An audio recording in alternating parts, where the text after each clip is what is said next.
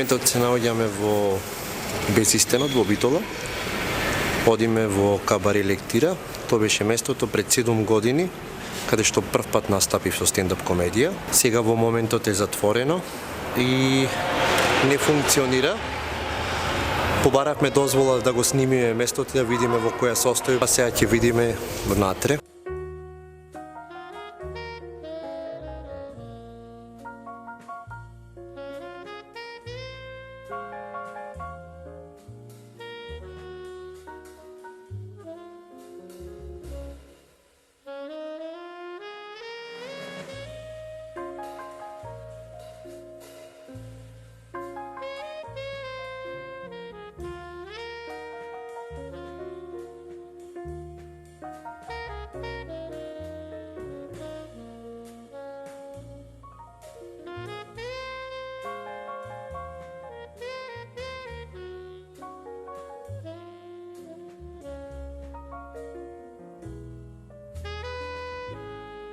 А целата работа со стендапот почнав да ја работам заради тоа што кога дипломирав во Скопје 2009 година се вратив во Битола и веќе другарите, пријателите кои што сум ги имал претходно дел заминати надвор од Битола, тие што останале веќе ги немам истите муабети, истото дружење.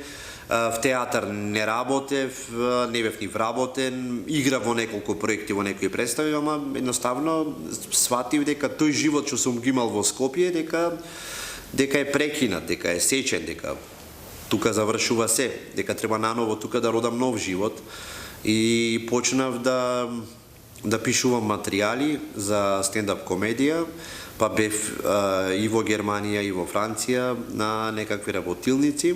Гледав многу изведувачи, некако потајно знаев дека јас сакам да го правам ова, да се занимавам со стендап. И порачав една книга која што е систем за стендап комедија, од тоа како да го напишеш материјалот, до како да го изведиш, до како да го рекламираш. И во таа книга Stand-up Comedy Killer System, која што кошташе нешто од типот $170. Ги активирав сите можни пријатели да ја најдеме за без пари. Нешто торенти, по интернет ја се буричка, нема шанса. $170. Ја купивме заедно со Никола, ја порачавме и свативме дека не може да стигне во печатена форма кај нас. И ни рекоа во ред ќе ви ја пуштиме во PDF форма, тоест беа некои 4 или 6 книги. Ни стигна на имејл неколку папки, $170 платени и тоа ми текнува дека за тие пари дека ми беа позајмени, па после од првиот настап успеав да ги вратам одма.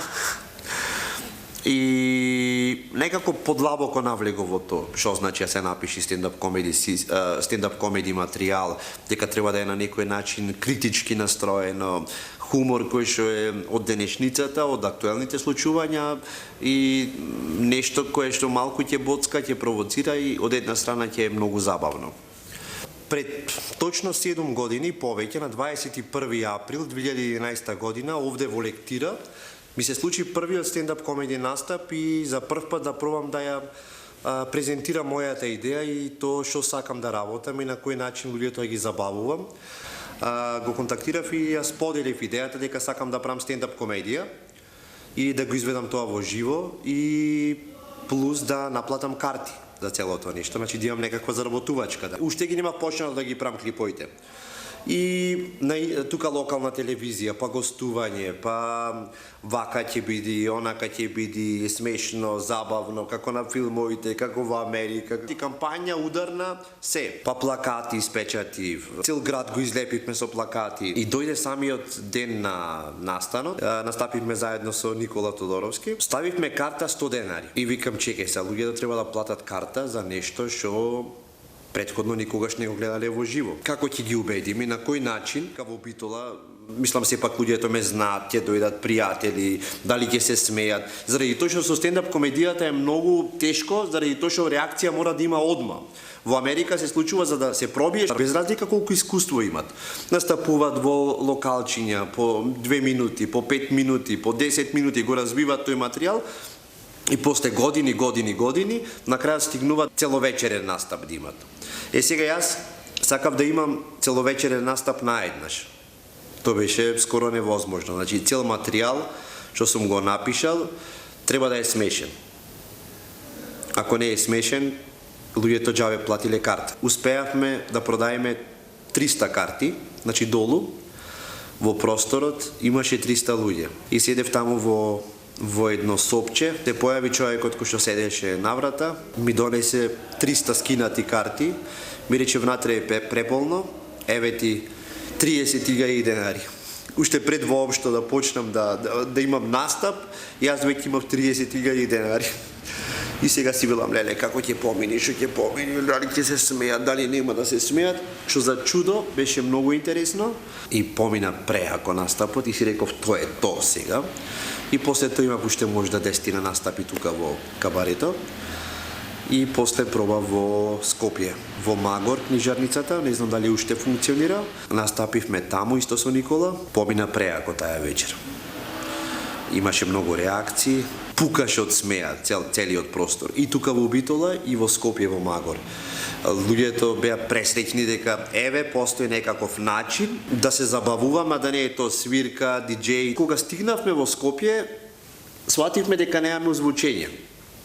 Не постои звучник и миксета па да си клаеш микрофон и да си збораш. Значи, основниот предуслов е да има микрофон. Ништо специјално. И на некој еден сат пред настапот сваќаме дека немаме озвучење. Не знам зошто не успеавме да се организираме или не знаевме, не знам. И едно другарче од Охрид живее во близина на универзална сала, тој е гитарист.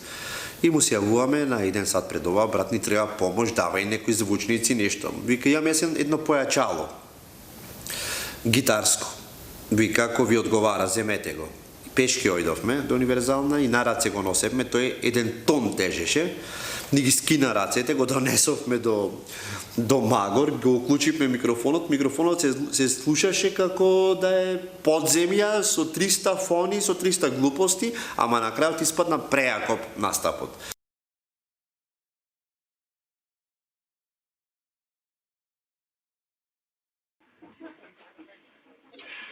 Не можеш канеш да си звезда, знаеш, седам вака и си размислам, си викам, звезда сум, не сум.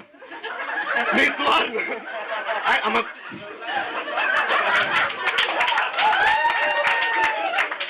Звезда сум, бе? А?